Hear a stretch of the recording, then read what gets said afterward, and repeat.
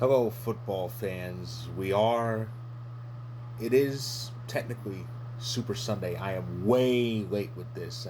Been focusing on the Royal Rumble and what's going on in the NHL. But I just want to take a brief look back at this Championship Sunday a couple weeks ago. So let's do a brief recap of it to set the stage. From the AFC side, New England Patriots are in their 12th Super Bowl.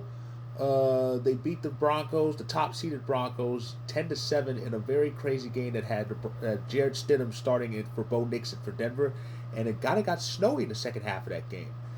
But and the game was low scoring, and it saw quite a few missed field goals made from Denver. But New England pulled it out, and they're in the Super Bowl for the 12th time in franchise history, the first time since 2018 when they won Super Bowl 53.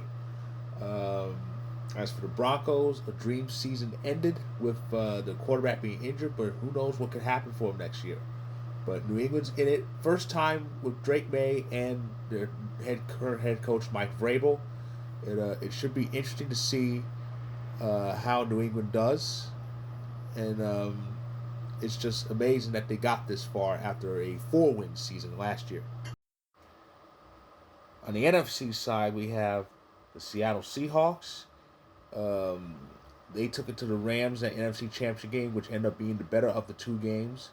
And as a result, the Seahawks are in the Super Bowl for the fourth time in franchise history. It's a milestone. This is their 50th season to play, and they're in the big game. Sam Darnold's in the Super Bowl after the Vikings let him go following a 14-win season for Minnesota. As a Minnesota's loss was Seattle's gain. As for the Rams, well, it was an inverse. Usually they start slow but end strong. This year they started strong but fell off. So we'll see what happens with the Rams next season. It should be very interesting to see what happens with them.